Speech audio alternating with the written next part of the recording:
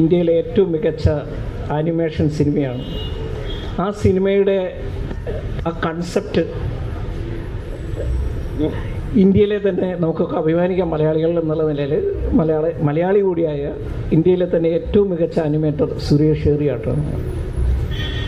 ഇതിലെ ചിത്രങ്ങളെല്ലാം വരയ്ക്കുകയും ഇത് ആനിമേറ്റ് ചെയ്യുകയും സംവിധാനം ചെയ്തത് അതിഥി കൃഷ്ണദാസാണ്.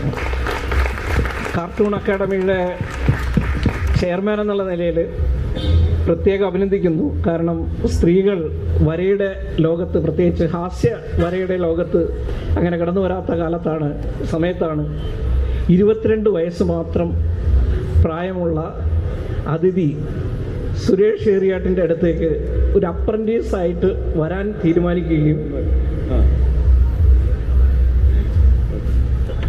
റസൂൽ പൂക്കുട്ടിയെ പോലെ ഓസ്കാർ അവാർഡ് നേടിയ ആളുകൾ ശബ്ദം നൽകിയ വളരെ രംഗത്തും മറ്റ് ശബ്ദത്തിൻ്റെ കാര്യത്തിലായാലും മറ്റു കാര്യത്തിലായാലും താളത്തിൻ്റെ കാര്യത്തിലായാലും ഇത്ര പ്രശസ്തരായവരും വളരെ എക്സ്പീരിയൻസ് ആയ ആളുകൾ കണ്ടിട്ടുണ്ട് എന്നുള്ളതിൽ ചെറുപ്പക്കാരിയായ തുടക്കക്കാരിയായ അതിഥിയിൽ താങ്കൾ കണ്ട പ്രത്യേകത എന്തായിരുന്നു? Thank you. ഇതൊരു KLF-നോടും ഓർഗനൈസേഴ്സിനും താങ്ക് യു.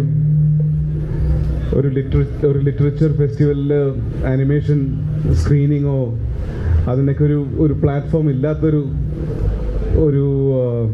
ഘട്ടത്തിൽ ഇങ്ങനെ ഒരു പ്ലാറ്റ്ഫോം ഞങ്ങൾക്ക് തന്നതിൽ we are very very happy. Thank you so much.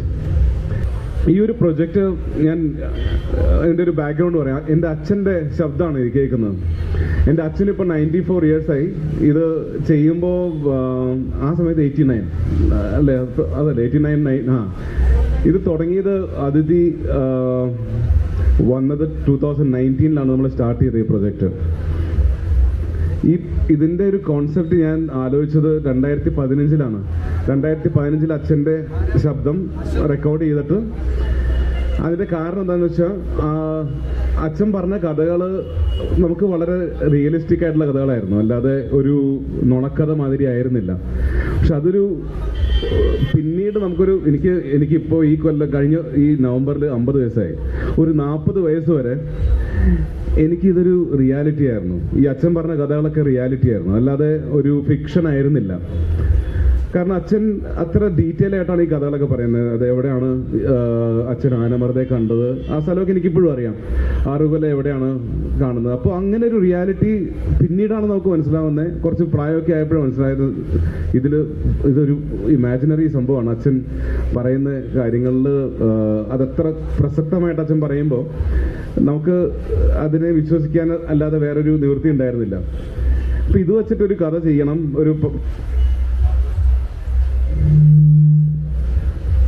Hello ഈ അച്ഛൻ്റെ കഥകൾ വെച്ചിട്ട് പടം ചെയ്യണമെന്ന് ആലോചിച്ചിട്ട് ഞാൻ അന്ന് റെക്കോർഡ് ചെയ്തത് 2015 റെക്കോർഡ് ചെയ്തതാണ്. ഇതിൻ്റെ ഒരു പ്രത്യേകത ഞാൻ പറയുകയാണെങ്കിൽ, ഇത് സ്ക്രിപ്റ്റഡ് ഫിലിം അല്ല. ഇത് നമ്മൾ എഴുതി അച്ഛനെ കൊണ്ട് പറയിപ്പിച്ച ഒരു സംഭവമല്ല.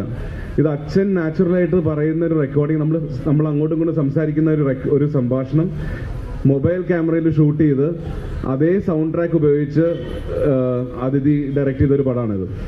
അപ്പം ഞാൻ ഒന്നാമത് അച്ഛനാണ് പേഴ്സണലായിട്ടുള്ളൊരു പടമാണ്. അപ്പം ഇതിനൊരു പുതിയൊരു ഷേപ്പ് കൊടുക്കണം എന്നുള്ളൊരു ആഗ്രഹം കൊണ്ട് ഞാനിങ്ങനെ ഒരു 4 കൊല്ലം ഇങ്ങനെ ആലോചിച്ച് നടന്നു, കുറേ പേരോടൊക്കെ സംസാരിച്ചു. അപ്പോൾ അതിനിടയ്ക്കാണ് അതിഥി 2019 സെപ്റ്റംബറിൽ വന്നത്. ഇങ്ങനെ ഒരു പ്രൊജക്റ്റിനെ പറ്റി കേട്ടിട്ടാണ് അതിഥി വന്നത്. ഇങ്ങനെ നമ്മുടെ നാടൻ ഭൂതങ്ങളെ പറ്റിയിട്ടുള്ളൊരു പടം, ഇങ്ങനെ ഒരു കോൺസെപ്റ്റ് എൻ്റെ കയ്യിലുണ്ട്. ആ ഒരു പടം ചെയ്യാനായിട്ടുള്ള ഇൻട്രസ്റ്റ് കാണിച്ചുകൊണ്ടാണ് അതിഥി NID ഞാൻ പഠിച്ച ഇൻസ്റ്റിറ്റ്യൂട്ടിൽ തന്നെയാണ് അതിഥി പഠിച്ചത്.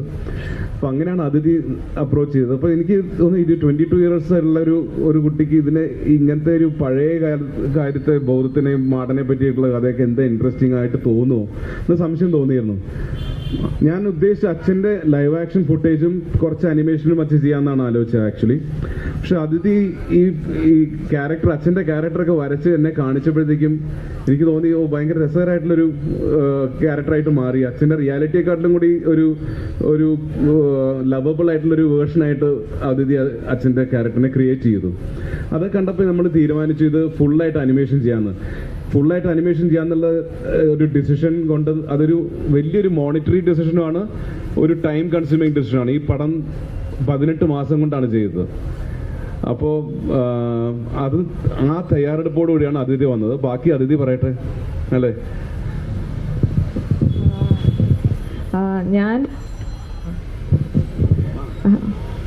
ഞാൻ ഈ കൺസെപ്റ്റിനെ പറ്റി കേട്ടപ്പോൾ തന്നെ ചെയ്യണം എന്നുള്ള ഒരു സാധനം ക്ലിക്കായി. കാരണം ഈ പഴയ കഥകൾ എൻ്റെ അപ്പൂപ്പനും അമ്മൂമ്മയും ഇതുപോലെ ഒരുപാട് പറഞ്ഞിട്ടുണ്ട്. പിന്നെ ഞാൻ കൊച്ചിലെ ഒരുപാട് കാർട്ടൂൺസും കാണുമായിരുന്നു. അപ്പോൾ പണ്ട് മുതലേ ഇങ്ങനെ മലയാളത്തിലെ ഈ ഇത്തിരി ലോക്കൽ ഫ്ലേവറുള്ള സാധനങ്ങൾ നല്ല ക്വാളിറ്റി ആനിമേഷനിൽ കാണണം എന്ന് ഭയങ്കര ആഗ്രഹം ഉണ്ടായിരുന്നു. അപ്പോൾ ഇത് കേട്ടപ്പോൾ ആ ഒരു വിഷ് ലിസ്റ്റ് ടിക്കാവുന്ന പോലെ തോന്നി. അപ്പോൾ അതുകൊണ്ട് സുരേഷിനെ മീറ്റ് ചെയ്ത് അപ്പം തന്നെ അത്യാവശ്യം നല്ല എന്തൂസിയാസം സെൻസ് ചെയ്ത് കാണും. അതുകൊണ്ടായിരിക്കും അങ്ങനെ ഒരു പ്രോജക്റ്റ് ഇങ്ങനെ ചെയ്യാൻ സമ്മതിച്ചത് തന്നെ. അപ്പോൾ അങ്ങനെയായിരുന്നു അതിലേക്ക് വന്നത്. അത് എന്തൂസിയാസം അല്ല, അതിഥി അതിൻ്റെ അനിമാറ്റിക്സ് സ്റ്റോറി ബോർഡ് രൂപത്തിൽ കാണിക്കുമ്പോൾ തന്നെ നമുക്ക് ചിരി വന്നു. ഈ അച്ഛൻ്റെ കഥകൾ ഒന്നാമത് ഈ സൗണ്ട് ട്രാക്ക് ഉണ്ട്, അതിൻ്റെ ഒപ്പം തന്നെ അച്ഛൻ്റെ ഓരോ ക്യാരക്ടറിസ്റ്റിക്സും എല്ലാം അനിമേഷൻ സ്പേസിൽ പറയട്ടെ ബാക്കി. ഓക്കെ, ഇടയ്ക്ക് ആരോ സെൻസർ ചെയ്യാണ്, ഇതൊന്നും പറയാൻ പാടില്ല എന്നുള്ള രീതിയിൽ. അപ്പോൾ അങ്ങനെ അതിഥി ആ ഒരു first set of story boards അതിൻ്റെ അത് ടൈം ചെയ്തിട്ടാണ് കാണിച്ചത്. അച്ഛൻ്റെ ശബ്ദത്തിൻ്റെ ഒപ്പം ടൈം ചെയ്താണ് കാണിച്ചത് സ്റ്റോറി ബോർഡ്. അപ്പോൾ അത് കാണുമ്പോൾ തന്നെ രസമായിരുന്നു. അപ്പോൾ അങ്ങനെയാണ് അത് ഓൾമോസ്റ്റ് ഒരു ഷോ ആൻഡ് ടെൽ ആയിട്ട് അതിഥി കാണിച്ചാണ് അത് സെല്ല് ചെയ്തത്. കാരണം എനിക്ക് ഇത്രയും ഒരു ടൈം ഇൻവെസ്റ്റ് ചെയ്യാനോ അല്ലെങ്കിൽ പൈസ ഇൻവെസ്റ്റ് ചെയ്യാനായിട്ടുള്ളൊരു മെൻ്റൽ കണ്ടീഷൻ ആ സമയത്ത് ഉണ്ടായിരുന്നു. പക്ഷെ സംഭവം കണ്ടപ്പോഴത്തേക്കും ഫാന്റാസ്റ്റിക്, നമുക്ക് ചെയ്യാം എന്നുള്ള രീതിയിൽ തുടങ്ങുക ചെയ്തത്. അപ്പോൾ അതിൻ്റെ മെയിൻ ഗ്രൗണ്ട് വർക്ക് ആ സമയത്ത് അതിഥി തന്നെയാണ് ചെയ്തത്. മാത്രമല്ല ഇതിലെ കുറേ ഹ്യൂമറൊക്കെ നമ്മൾ ആലോചിക്കും, ഇതൊക്കെ ഈ ചെറുപ്പക്കാർക്കൊക്കെ ഇഷ്ടപ്പെടുമെന്നൊക്കെ സംശയിക്കുന്ന സാധനം. ഇതിൻ്റെ ഏറ്റവും വലിയ സംഭവം എന്ന് പറഞ്ഞാൽ ഇത് നമ്മൾ റിലീസ് കഴിഞ്ഞിട്ട് ഈ ചെറുപ്പക്കാർക്കും കുട്ടികൾക്കും ഒക്കെ ഉള്ള ഇൻട്രസ്റ്റ് കാണുമ്പോൾ ഓഫ് കോഴ്സ് എൻ്റെ ജനറേഷനിലെ ആളുകൾക്ക് അവരുടെ നൊസ്റ്റാൾജിക് വാല്യൂ ഞങ്ങളുടെ അച്ഛനും അമ്മയൊക്കെ പറഞ്ഞ കഥകളാണ് അല്ലെങ്കിൽ അമ്മമ്മ പറഞ്ഞ കഥകളാണെന്നൊക്കെ പറഞ്ഞ് ആ ഒരു റിലവൻസ് ഉണ്ട്. പക്ഷേ ഈ ചെറുപ്പക്കാർക്ക് ഈ പടം ഇഷ്ടപ്പെടുന്നത് ഞാൻ തീരെ പ്രതീക്ഷിച്ചതല്ല. അതാണ് ഏറ്റവും ഭയങ്കരമായിട്ടുള്ളൊരു ഹാപ്പിനെസ് ഈ പടം റിലീസ് ചെയ്തപ്പോൾ കിട്ടിയത്. ഇതിൻ്റെ ഒരു മേക്കിംഗ് കണ്ടാലോ? പണിക്കരേട്ടനെ വരച്ചു സുരേഷിൻ്റെ അച്ഛനാണ്. ഞാൻ മനസ്സിലാക്കിയത് ഇതിനു മുമ്പ് പണിക്കരേട്ടനെ കണ്ടിട്ട് പോലും ഇല്ലാത്ത അതിഥി ഒരുപാട് ട്രൈ ചെയ്തിട്ടാണോ ഈ രൂപത്തിലേക്ക് ഉണ്ടെന്ന് വളരെ കുറച്ച് ലൈനുകൾ ഉപയോഗിച്ച് പണിക്കരേട്ടനെ നേരിട്ട് കണ്ടവർക്കും ഇത് കഴിഞ്ഞാൽ വീഡിയോ നേരിട്ടുള്ള അദ്ദേഹത്തിൻ്റെ ലൈവ് വീഡിയോ കാണുമ്പോൾ മനസ്സിലാവും ഏതാണ്ട് അതുപോലെ തന്നെയാണ് കാർട്ടൂണിലേക്കും വന്നിരിക്കുന്നത്. അപ്പോൾ എങ്ങനെയായിരുന്നു പണിക്കരേട്ടനെ വരയ്ക്കാൻ ഇത്ര കുറച്ച് വരകൾ കൊണ്ട് വരയ്ക്കാനായിട്ട് അതിഥിക്ക് സാധിച്ചത്? അത് ഒരുപാട് സമയമെടുത്തിരുന്നു. എങ്ങനെയാണ് ആ ക്യാരക്ടർ ബിൽഡ് ചെയ്തത് ഒന്ന് പറയാമോ? ക്യാരക്ടറിനെ വരയ്ക്കുന്നത് ഈ രൂപത്തിൻ്റെ സിമിലാരിറ്റിയിൽ കൂടുതൽ ഇങ്ങനെ നമ്മൾ വെറുതെ ഓഡിയോ കേൾക്കുമ്പോൾ ആ ശബ്ദത്തിൽ തന്നെ ഒരു ചെറിയ ഇന്നസെൻസും പ്ലേഫുൾനെസ്സും ഉണ്ട്. അപ്പോൾ അത് കേട്ടുകൊണ്ട് വരയ്ക്കുമ്പോൾ തന്നെ ഓൾമോസ്റ്റ് ആ ഒരു രൂപം ആയിത്തീരും. പക്ഷേ ഇങ്ങനെ ഫോട്ടോ റിയലിസ്റ്റിക്കലി ആ സംഭവം ക്യാപ്ചർ ചെയ്യാൻ നോക്കിയായിരുന്നെങ്കിൽ ചിലപ്പോൾ ഈ ഒരു വേർഷൻ കിട്ടുന്നുണ്ടാവില്ല എന്ന് തോന്നുന്നു.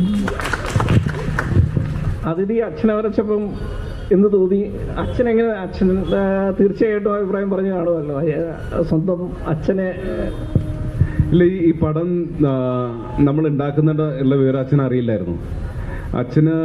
അച്ഛനെ നമ്മൾ ഡിസൈനോ അങ്ങനെ സംഭവങ്ങളൊന്നും കാണിച്ചിട്ടില്ല. അപ്പോൾ ഈ പടം കഴിഞ്ഞ് ഒരു 18 മാസം ഒരു സൗണ്ടും എല്ലാം കഴിഞ്ഞിട്ടാണ് അച്ഛനെ കാണിക്കുന്നത് വീട്ടിൽ.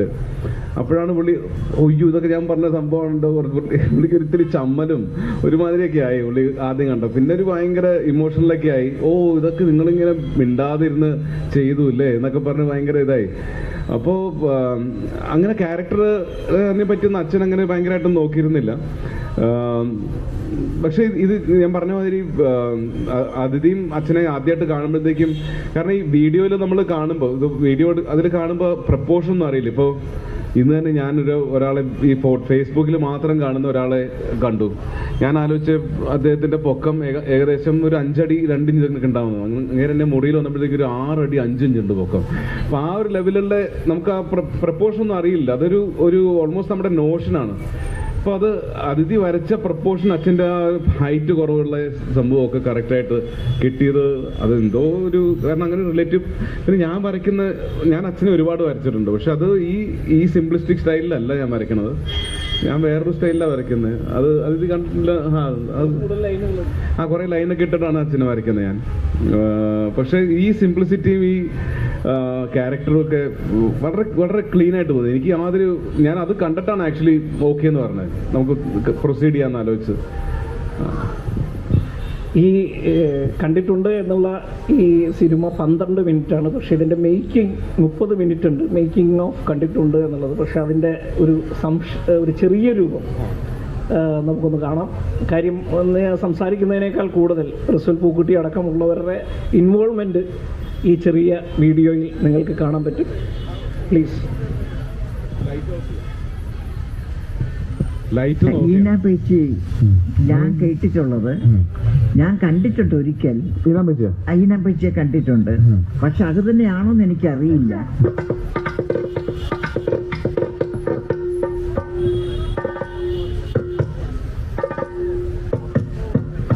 I can go in and I can do something. She can go in and whatever is fitting in.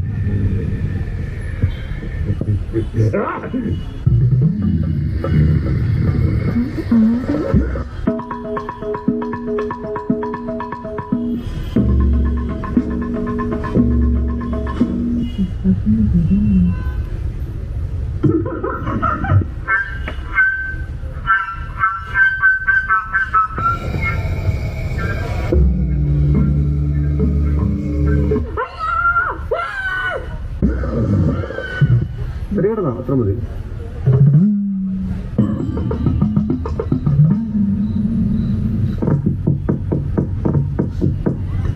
Or you can go and do some ലാസ്റ്റില് പൊരിയില്ലേ, പൊരി ഒന്ന് കറക്കുന്നു.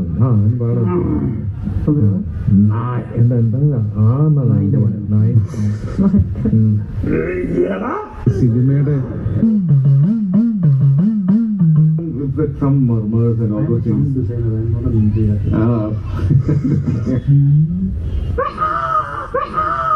Kita pinta. Adele.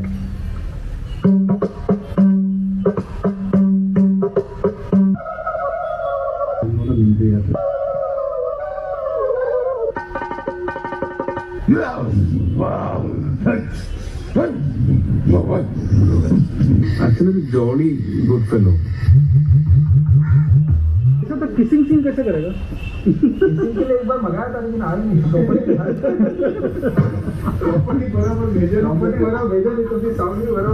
അതിന്റെ സംസാരം നമുക്ക് അറിയാനൊക്കെ, ദൂരം ഇവിടെ അറിയാനൊക്കെ. ഒരു തുണ്ണിപ്പത്തൊന്നിങ്ങനെ പറഞ്ഞുകൊണ്ട് സംസാരിച്ചു കൊണ്ടാണ് അത് ഓടുന്നത്.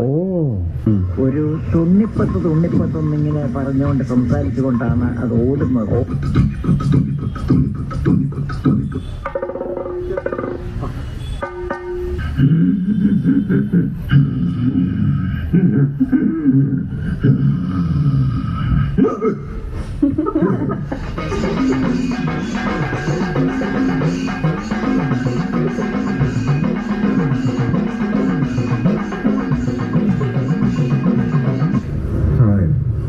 ആയോ ഒന്നുകൂടി ആന മറുക.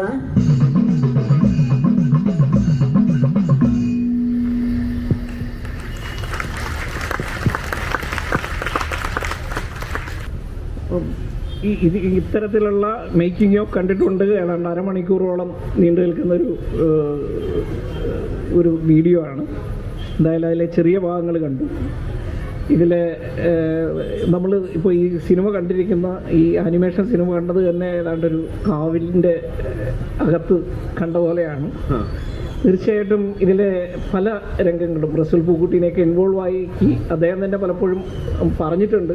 അദ്ദേഹത്തിന് ഏറ്റവും തൃപ്തി നൽകിയ ഒരു പ്രൊജക്റ്റായിരുന്നു ഇത്. അപ്പോൾ ഇത്രയും പേരെയൊക്കെ കൂട്ടിക്കൊണ്ടുവരാനായിട്ടും ദേശീയ അവാർഡ് മേടിച്ചപ്പോൾ ഒരു പ്രൊഡ്യൂസർ എന്നുള്ള നിലയിൽ അച്ഛനെ തന്നെ രാഷ്ട്രപതിയുടെ കയ്യിൽ നിന്ന് മേടിക്കുകയും ചെയ്ത ഒരു മകനാണ്. അച്ഛന് കൊടുത്ത ഏറ്റവും വലിയ ഒരു എന്താ പറയുക, ഗുരുദക്ഷിണ എന്ന് പറയാൻ പറ്റുമോ എന്താണെന്നറിയില്ല. എന്തായാലും ഞാനും ഡൽഹിയിലെ വിജ്ഞാൻ ഭവനിൽ സാക്ഷിയായിരുന്നു. രാഷ്ട്രപതിയുടെ കയ്യിൽ നിന്ന് അതിഥിയും പ്രൊഡ്യൂസർ എന്നുള്ള സംവിധായിക എന്നുള്ള നിലയിൽ അതിഥിയും അതിൻ്റെ പ്രൊഡ്യൂസർ എന്നുള്ള നിലയിൽ പിതാവിനെ തന്നെ രാഷ്ട്രപതിയിൽ നിന്ന് അവാർഡ് മേടിക്കാനായിട്ടുള്ള ഒരു അവസരം ശ്രീ സുരേഷ് നൽകുകയുണ്ടായി. അതേക്കുറിച്ചൊന്നും അല്ല, അത് എനിക്ക് തോന്നിയ ഒരു അച്ഛനൊരു ഡിസേർവിങ് ആയിട്ടുള്ളൊരു റെക്കഗ്നേഷൻ ആയിട്ട് തോന്നി എനിക്കത്. കാരണം ഒന്നാമത് അച്ഛൻ്റെ ഈ വിവിഡ് സ്റ്റോറി ടെല്ലിംഗ് സ്റ്റൈൽ ഇല്ലായിരുന്നെങ്കിൽ അത് നമുക്ക് അതിനൊരു ഇൻസ്പിറേഷൻ ഇല്ല ഒന്നാമതെ. മാത്രമല്ല ഈ കൊല്ലം അച്ഛന് വളരെ ലോ ആയിട്ടുള്ളൊരു സമയമായിരുന്നു. കാരണം അച്ഛനല്ല, ഞങ്ങൾക്ക് എല്ലാവർക്കും. എൻ്റെ അമ്മ മരിച്ചു കഴിഞ്ഞ കൊല്ലം. അപ്പോൾ ഫെബ്രുവരിയിൽ അമ്മ മരിച്ചു. അതോടുകൂടി അച്ഛൻ്റെ സ്പിരിറ്റ് വല്ലാതെ ഡൗൺ ആയിട്ട് പോയിക്കൊണ്ടിരിക്കുകയായിരുന്നു. അപ്പം ഞാൻ ഈ നാഷണൽ അവാർഡിൻ്റെ കാര്യം പറഞ്ഞപ്പോഴും അച്ഛൻ അങ്ങനെ ഒരു ഭയങ്കര എക്സൈറ്റ്മെൻ്റ് ഒന്നും ഉണ്ടായിരുന്നില്ല. അത് നന്നായി മോനെ എന്നൊക്കെ പറഞ്ഞിട്ടാണ്. ഞാൻ പറഞ്ഞു അച്ഛൻ തന്നെ പോയി മേടിക്കുകയാണെങ്കിൽ അത് ഏറ്റവും നന്നായിരിക്കും. അത് പറ്റില്ല, എനിക്കൊന്നും നടക്കാനൊന്നും വയ്യ, ഞാൻ വീഴും. പക്ഷെ എന്തുകൊണ്ടോ ആ സമയത്ത് അങ്ങനെ ഒരു ചേഞ്ച് വന്നതുകൊണ്ട് അച്ഛന് ഇത്രയും കൂടി സ്പിരിറ്റൊക്കെ അപ്പായി. അച്ഛനും ഒത്തിരി കൂടി ഉഷാറായി നടക്കാനൊക്കെ, തന്നെ നടന്നൊക്കെ കയറുകയൊക്കെ ചെയ്തില്ല. അതൊരു വലിയ സംഭവമായിട്ട് എനിക്ക് തോന്നുന്നത്. കാരണം ഇങ്ങനത്തെ ഒരു അവസരം നമുക്കൊക്കെ പിന്നെ ഉണ്ടാവാം. പക്ഷെ ഐ ഡോണ്ട് നോ, അച്ഛന് അങ്ങനെ എപ്പോഴും പ്രസന്റ് ചെയ്യുന്ന അവാർഡ് മേടിക്കാൻ പറ്റുന്നൊരു അവസരം ഇല്ലല്ലോ. അപ്പോൾ എനിക്ക് തോന്നി അതൊരു ആക്റ്റായിട്ട് തോന്നി അച്ഛൻ പോകുന്നത്. ഒരു പിതാവിനെ നൽകുന്ന ഏറ്റവും വലിയൊരു സമ്മാനമായി രാഷ്ട്രപതിയുടെ നിന്നുള്ള അവാർഡ് മേടിക്കുന്ന ആ നിമിഷം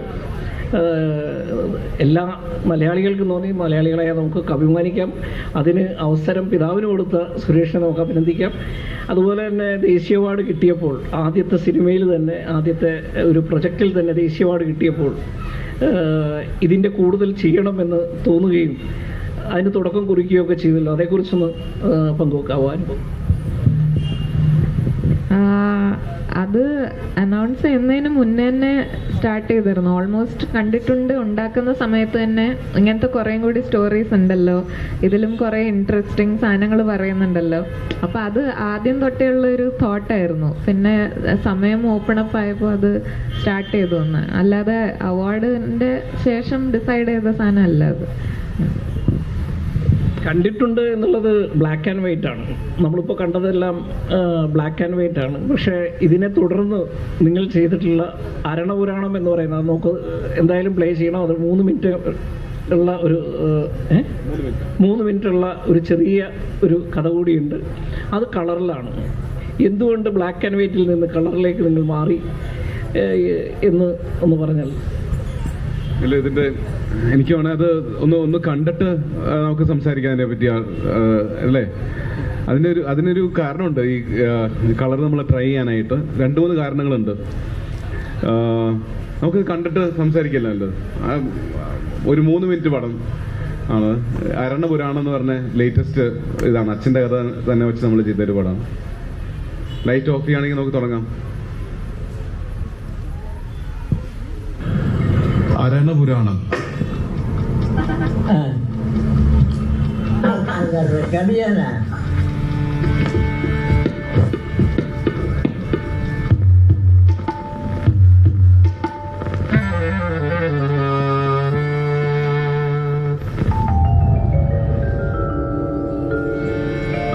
ആനയുടെ ഓന്തിന്റെ കഥ എന്ന് പറയാമോ? അതുകൊണ്ട് ആഗ്നയുണ്ടല്ലോ, രണ്ടുപേരും കുറച്ച് വെള്ളം കൊണ്ടുതരാൻ പറയുന്നത്, ദാഹിക്കണം ദൈവം ദൈവം. ഇതും നോക്കരുത്, സത്വമൊന്നും നോക്കരുത്. ദൈവം പറഞ്ഞു വെള്ളം കുടിക്കാൻ പറഞ്ഞു.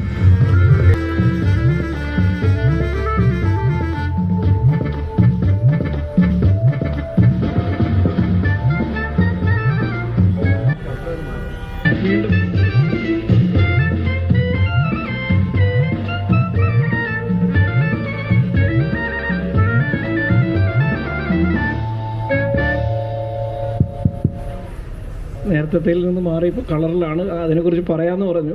ഇവിടെ ഈ അരണപുരാണം പിന്നിൽ വർക്ക് ചെയ്ത പലരും ഇവിടെ തന്നെ വന്നിട്ടുണ്ട്. അവരെ കൂടി ഒന്ന് പരിചയപ്പെടുത്തിയാൽ ഉപകാരമായിരുന്നു. നമ്മുടെ ടീമിൽ നിന്ന് കുറച്ച് പേരുണ്ട് അരണപുരാണത്തിൽ വർക്ക് ചെയ്തവര്. ആഷിൻ, മുന്നു, സോഹം, ഇഷിത. ഒരു കം കം കം കം. കുറച്ചു പേർക്ക് മലയാളം അറിയില്ല. ആഷിൻ, മുന്നു, സോഹം, ഇഷിത.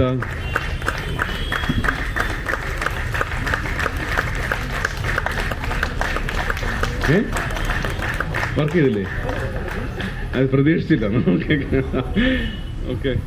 അപ്പം നമുക്ക് ഇനിയും ഇതുപോലെയുള്ള ഒരുപാട് നമ്മുടെ പ്രേതകഥകൾ കേൾക്കാം. പക്ഷേ നമ്മൾ നിർത്തുന്നതിന് മുമ്പ് നമുക്ക് അരമണിക്കൂറായിരുന്നു സമയം, ഏതാണ്ട് 1 മണിക്കൂറിനോട് അടുക്കുന്നു. ഈ ടീം നിങ്ങളുടെ മുന്നിൽ നിൽക്കുന്നു. നിങ്ങൾക്ക് ചോദ്യങ്ങൾ എന്തെങ്കിലും ഉണ്ടെങ്കിൽ ചോദിക്കാം. നേരിട്ട് ചോദിക്കാനുള്ള ഒരു അവസരം.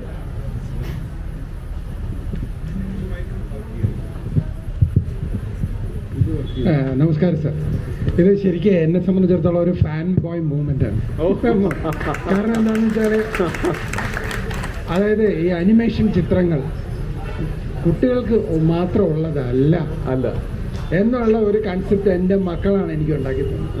അപ്പോൾ എൻ്റെ തലമുറയിലുള്ള സുരേഷ് സാറും വളരെ ചെറിയ കുട്ടികളായ ഇവരുമൊക്കെ ഒരുമിച്ച് നിന്ന് അവരുടെ പടം ഞങ്ങളുടെയൊക്കെ മുമ്പിൽ, അതായത് മൊബൈലിൻ്റെ 4 ഇഞ്ചിൽ നിന്ന് ഇത്രയും വലിയ സ്ക്രീനിൽ നിങ്ങളുടെ ഒപ്പം ഇരുന്ന് കാണാൻ പറ്റിയ വലിയൊരു ഭാഗ്യമായിട്ട്. Thank you.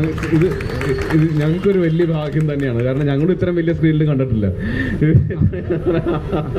അപ്പോൾ കാര്യങ്ങളുടെ ചെറുപ്പമല്ല, അത് പറയുന്നതിലും ഫലിപ്പിക്കുന്നതിലുമുള്ള കഴിവ്. അതെ, തീർച്ചയായിട്ടും. Thank you so much. പ്രത്യേകിച്ച് താങ്ക് യു സോ മച്ച്. ചെറിയൊരു തിരുത്ത്.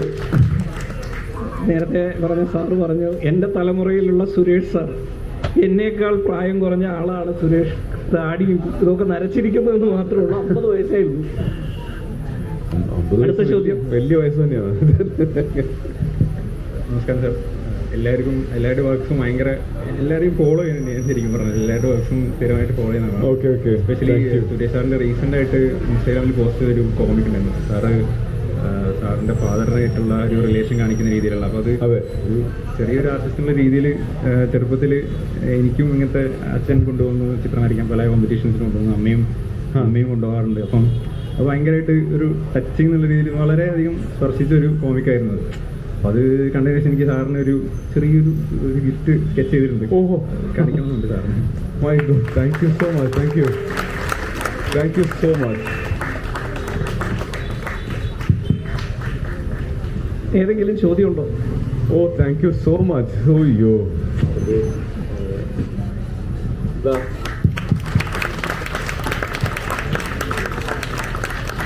Thank you so much. Thank you. നമസ്കാരം. അതായത് നേരത്തെ പറഞ്ഞ പോലെ ഈ 21, 22 യുവതലമുറയിലെ ആൾക്കാർക്ക് ഇഷ്ടപ്പെടുന്ന ഒരു ടോപ്പിക്ക് ആണെന്ന് ചോദിച്ചു കഴിഞ്ഞാൽ, സത്യം പറഞ്ഞാൽ വളരെ വേഴ്സറ്റൈൽ ആയിട്ടുള്ളൊരു തീമാണ് ഇത് കൈകാര്യം ചെയ്തത്. കാരണം എനിക്ക് വളരെ നന്ദിയുണ്ട് ഈ എൻ്റെ ടീമിനോട്. കാരണം ഞങ്ങൾ RECയിൽ പഠിച്ചതാണ്. അപ്പം രാഗത്തിന് ഞങ്ങളുടെ കോളേജിൻ്റെ ഒരു തീം സെലക്ട് ചെയ്യാൻ വേണ്ടി വന്നപ്പം ഫോക്ക് ആർട്ട് അല്ലെങ്കിൽ ഫോക്ക് ഹൊറർ പോലത്തെ ടോപ്പിക്കുകൾക്ക് ദൃശ്യമാധ്യമങ്ങളിൽ നമുക്ക് കൺവിൻസ് ചെയ്യാൻ പറ്റുന്ന ഒന്നുമില്ല. റെഫറൻസുകൾ വളരെ കുറവാണ്. അപ്പം ഞങ്ങൾക്ക് അന്ന് ഏറ്റവും കൂടുതൽ ഉപയോഗകരമായിട്ട് വന്ന ഒരു സാധനം ഇതാണ്. അതായത് ഞങ്ങൾ ഇതാണ് ഉദ്ദേശിക്കുന്നതെന്ന് നമുക്കിത് കാണിക്കാനുണ്ടായിരുന്നുള്ളൂ. അപ്പോൾ അതിന് ഞങ്ങൾക്ക് വളരെ സന്തോഷമുണ്ട്. Thank you. അപ്പം ഇതുപോലത്തെ ടോപ്പിക്കുകൾ ഇനിയും വേറെ റെഫറൻസുകൾ ഉണ്ടായിട്ടുണ്ടോ? അതായത് ഞാനിപ്പം സംഗീതത്തിൽ പറഞ്ഞാൽ എനിക്ക് തോന്നുന്നു മ്യൂസിക് മോജോയിൽ സ്റ്റോറി ടെല്ലർ പോലത്തെ കഥകളി സംഗീതം അതൊക്കെ ടച്ച് ചെയ്യുന്നത്. അതുപോലെ നിങ്ങൾക്ക് ഇൻസ്പയറിംഗ് ആയിട്ടുള്ള എന്തെങ്കിലും റെഫറൻസുകൾ ഉണ്ടോ? അല്ലെങ്കിൽ നമുക്കും അത് കൂടുതൽ അറിയാനും അമർ ചിത്രകഥകളൊക്കെ ഉണ്ട്. അതെ, അമർ ചിത്രകഥ ഇപ്പോൾ ഒരു വലിയ റെലവൻ്റ് ആയിട്ടുള്ളൊരു സാധനം അല്ലല്ലോ ഇപ്പോൾ. ഞാൻ എൻ്റെ ഇതിൽ നമുക്ക് ഒരുപാട് കഥകൾ ലോക്കലായിട്ട് തന്നെ ഉണ്ട്. നമ്മൾ കൂടുതൽ ലോക്കലിലേക്ക് ഇൻട്രസ്റ്റ് വരുമ്പോഴാണ് നമുക്കത് കാണാൻ പറ്റുന്നുള്ളൂ ആക്ച്വലി. കാരണം ഈ അച്ഛൻ്റെ കഥ തന്നെ എനിക്ക് മനസ്സിലാക്കാൻ കുറേ സമയമെടുത്തു. കുറച്ച് പ്രായമായപ്പോഴേ അതിന് ഒരു സബ്ജക്റ്റാണെന്ന് നമുക്ക് തോന്നിയിട്ടുള്ളൂ അല്ലേ. പിന്നെ നോക്കുമ്പോഴത്തേക്കും പലരും പറയുന്ന കഥകൾ ഭയങ്കര ഇൻട്രസ്റ്റിംഗ് ആണ്. നമ്മൾ ചില ഓട്ടോറിക്ഷയിലൊക്കെ കയറി ഒരാൾ സംസാരിക്കുമ്പോൾ അവർ പറയുന്ന ആൾക്ക് ഭയങ്കര ഇൻട്രസ്റ്റിംഗ് ആണ്. അതൊക്കെ സിനിമയാകാൻ ഓരോ അതിനകത്തൊക്കെ ഒരുപാട് ഡീറ്റെയിൽസ് ഉണ്ട്.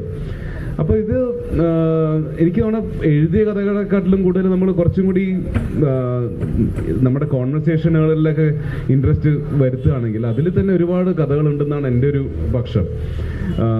എഴുതിയ കഥകൾ ഓഫ് കോഴ്സ് ഇത് നമ്മുടെ കേരളത്തിൽ തന്നെ എത്രയോ ഓഥേഴ്സ് ഉണ്ട് ഭീകരമായിട്ട് എഴുതുന്ന അവരുടെ കഥകൾ എടുക്കുകയാണെങ്കിൽ നമുക്ക് പല പല കാര്യങ്ങൾ അനിമേഷൻ ഒരു വേറെ മീഡിയം അതിൽ ഇൻ്റർപ്രറ്റ് ചെയ്യുമ്പോൾ നമുക്കത് ഭയങ്കര രസകരമായിട്ട് ചെയ്യാൻ പറ്റും.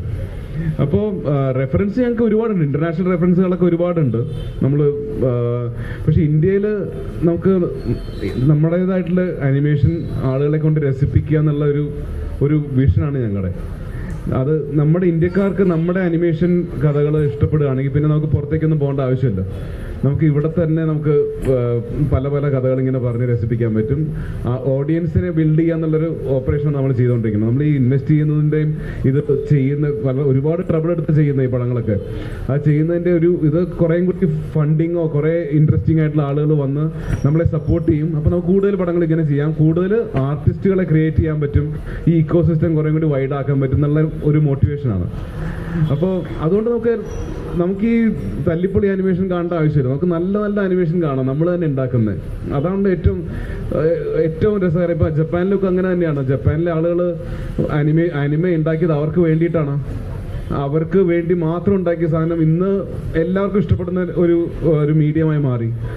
അതേമാതിരി നമുക്കുള്ള ഇഷ്ടമായിട്ടുള്ള നമുക്ക് മാത്രം കാണാൻ കൊതിക്കുന്ന അങ്ങനെ സാധനങ്ങൾ ചെയ്ത് നമുക്കൊരു ഓഡിയൻസ് ഉണ്ടെങ്കിൽ പിന്നെ നമുക്ക് വേറെ കൂടെ പോയി സസ്റ്റെയിൻ ചെയ്യേണ്ട ആവശ്യമില്ല. അങ്ങനെ ഒരു ഉദ്ദേശമാണ്. ഇത്തിരി ദീർഘവീക്ഷണമായിരിക്കും. എനിക്ക് ആ ദീർഘം കുറച്ച് കുറഞ്ഞ് കിട്ടട്ടെ എന്ന് ഞാൻ ആലോചിക്കുന്നു. I am hoping for that. നമുക്ക് അനുവദിച്ചത് 30 മിനിറ്റ് ആണെങ്കിലും നമ്മൾ 1 മണിക്കൂറിലേറെയായി സംസാരിക്കുന്നു. അവസാനിപ്പിക്കുകയാണ്. ഇതിൽ പങ്കെടുത്ത oh my God, thank you. 5 വയസ്സുള്ള കുട്ടിയുടെ ഗിഫ്റ്റാണ്. എല്ലാവരും ഉണ്ടല്ലോ.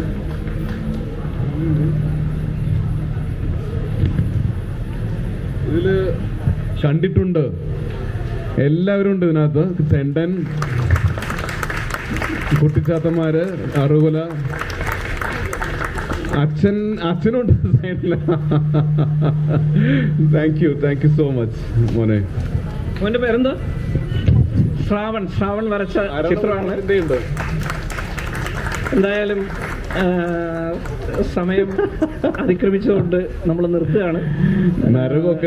കാണാൻ വന്ന നിങ്ങൾക്ക് എല്ലാവർക്കും നന്ദി. ഇതിൽ പങ്കെടുത്ത കണ്ടിട്ടുണ്ട് ടീമിനും അരണപുരാണത്തിലെ ടീം അംഗങ്ങൾക്കും നന്ദി പറയും. കണ്ടിട്ടുണ്ടാണ് ഇഷ്ടപ്പെട്ടെ. ഓ, അപ്പൊ കണ്ടിട്ടുണ്ട്.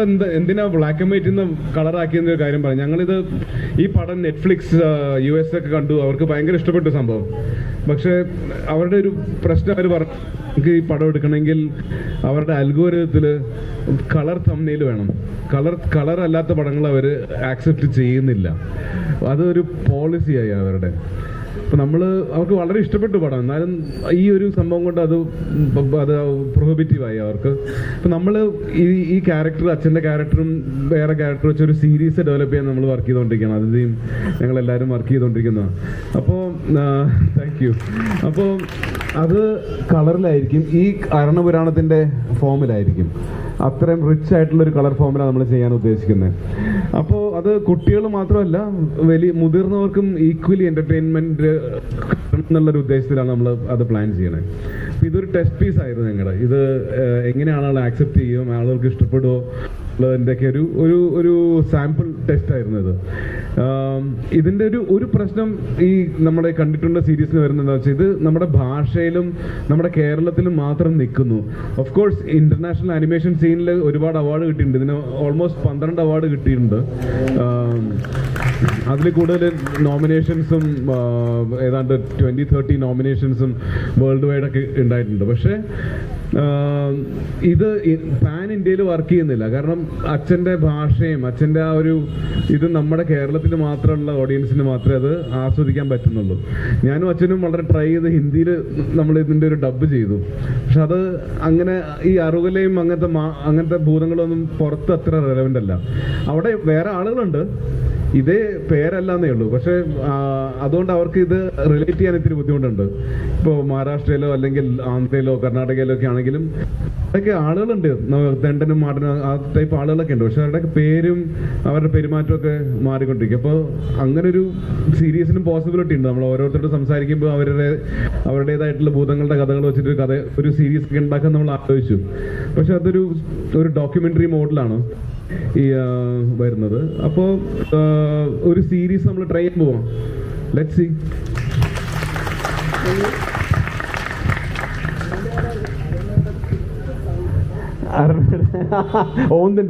ഓന്ത് സിപ്പിടുന്നത്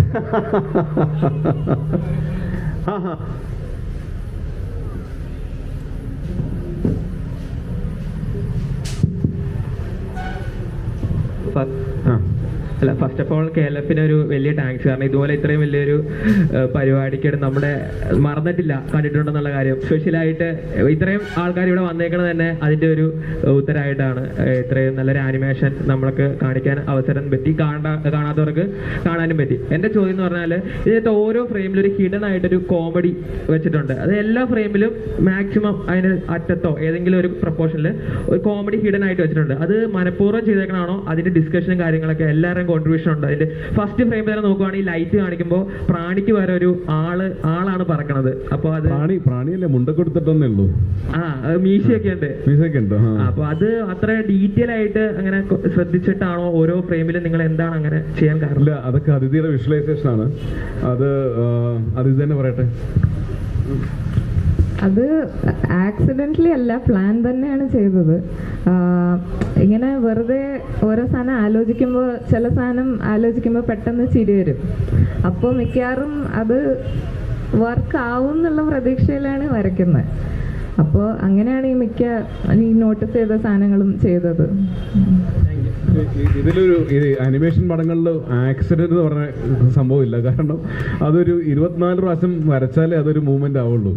അപ്പോൾ നമ്മൾ ഈ ഷൂട്ട് ചെയ്യുമ്പോൾ അബദ്ധവശാൽ ഒരാൾ എൻട്രി ചെയ്തു, പക്ഷെ ഇൻട്രസ്റ്റിംഗ് ക്യാരക്ടർ, അങ്ങനെ ഒരു സംഭവമില്ല. നമുക്ക് ഒരുപാട് പ്ലാൻ ചെയ്ത് വരച്ച് ലേഔട്ടൊക്കെ ചെയ്ത് ഒരു മാസമൊക്കെ എടുത്ത് വരച്ചാലേ അത് സംഭവം ആവുള്ളൂ, ഒരു 2 സെക്കൻഡ് വർക്കൊക്കെ. അപ്പോൾ ഇതിന് ഒരുപാട് പ്ലാനിങ് ആണ്. എല്ലാ ഹ്യൂമറും പ്ലാന്റഡ് ആണ്. എല്ലാം സ്റ്റോറി ബോർഡ് ചെയ്ത് പ്ലാൻ ചെയ്ത് ഫിക്സ് ചെയ്ത സാധനങ്ങളാണ്. അപ്പോൾ അത് അനിമേഷൻ എന്ന് പറഞ്ഞ ഒരു മീഡിയത്തിൽ നമ്മുടെ ലൈവ് ആക്ഷൻ, ഇവിടെ നമ്മുടെ നാട്ടിലെ എല്ലാവർക്കും ലൈവ് ആക്ഷനാണ് കുറേ കൂടി താല്പര്യം. പക്ഷെ അനിമേഷനിൽ മൂവി ചെയ്യുമ്പോൾ ഏറ്റവും ആവശ്യം എന്താണെന്ന് വെച്ചാൽ നമുക്ക് എഡിറ്റിംഗ് നോളജ് വേണം, ക്യാമറ നോളജ് വേണം. കാരണം ഇതെല്ലാം നമ്മൾ ആദ്യമേ ചെയ്യുക. നമ്മൾ ഒരു 12 മിനിറ്റ് പടം ചെയ്യുമ്പോൾ ഒരു 20 മിനിറ്റിൻ്റെ അനിമേഷൻ ചെയ്തിട്ടല്ല അത് കട്ട് ചെയ്യുന്നത്. നമ്മൾ 12 മിനിറ്റ് അനിമേഷൻ മാത്രമേ ചെയ്യുന്നുള്ളൂ. അപ്പോൾ അത് ഓൾറെഡി എഡിറ്റഡ് ആണ്. അപ്പോൾ അനിമേഷൻ ചെയ്യുന്ന ആളുകൾക്ക് എഡിറ്റിംഗ് അറിയണം, ക്യാമറ അറിയണം, ക്യാമറ മൂവ്മെൻറ്റ്സ് അറിയണം, അങ്ങനെ ഒരുപാട് ആസ്പെക്ട്സ്, സൗണ്ടിനെ പറ്റി നല്ല ജ്ഞാനം വേണം. അപ്പോൾ അനിമേഷൻ ചെയ്യുന്നവർക്ക് ലൈവ് ആക്ഷൻ ചെയ്യാൻ പൊതുവേ എളുപ്പമാണ്. കാരണം ഈ നോളജൊക്കെ ഇൻഹറൻ്റ്ലി ഒരു അനിമേഷൻ ഫിൽം മേക്കറിന് വേണം. അതാണ് നമ്മുടെ ഒരു ട്രൈബ്. നമ്മൾ അങ്ങനത്തെ ഒരു ആളുകളെയാണ് കൂടുതലും നമ്മുടെ സ്റ്റുഡിയോയിൽ വരുന്ന. എല്ലാവർക്കും ഒരു ഫിൽം മേക്കിംഗ് കേപ്പബിലിറ്റിയും അങ്ങനെ ഒരു തിങ്കിങ്ങും വേണമെന്നുള്ള നിലയിലാണ് നമ്മൾ വർക്ക് ചെയ്യുന്നത് ഇപ്പോൾ.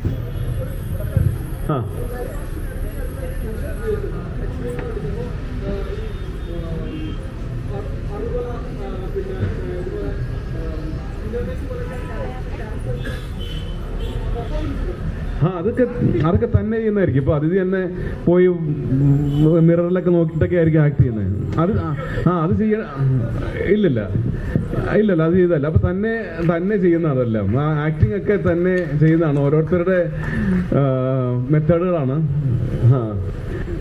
എപ്പോഴും നമ്മൾ അനിമേറ്റ് ചെയ്യുമ്പോൾ പേഴ്സണാലിറ്റി കൊണ്ടുവരുന്ന നമ്മളെ തന്നെയൊക്കെയാണ് കൂടുതലും റെഫർ ചെയ്യുന്നത്. പിന്നെ അങ്ങനെ ഭയങ്കര ഫിസിക്കൽ ആക്ഷനൊക്കെ ആണെങ്കിൽ നമ്മൾ ആരോടെങ്കിലും ചാടാനോ ഓടാനോ ഒക്കെ പറയുമായിരിക്കും.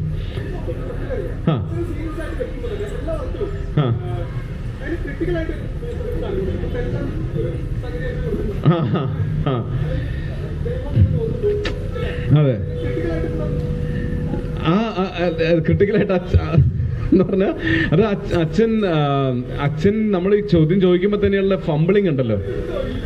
അതെ അപ്പൊ അച്ഛന് തന്നെ ചിലപ്പോൾ ഒരു സംശയം വരും അതുമ്പോൾ. അപ്പോൾ ആ ഫംബിളിംഗ് ഒക്കെയാണ് സ്പേസ് എടുത്തിട്ടാണ് അത് അങ്ങനെ ഹ്യൂമറെ കൊണ്ടുവന്നിരിക്കുന്നത്.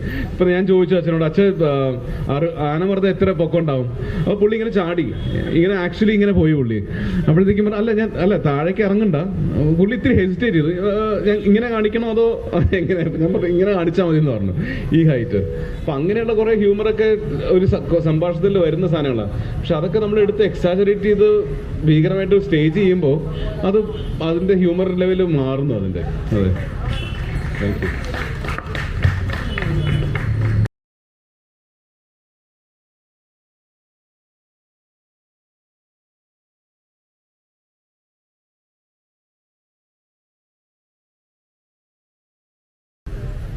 അപ്പോൾ okay, thank you everyone, thank you, wonderful, really nice, thank you so much.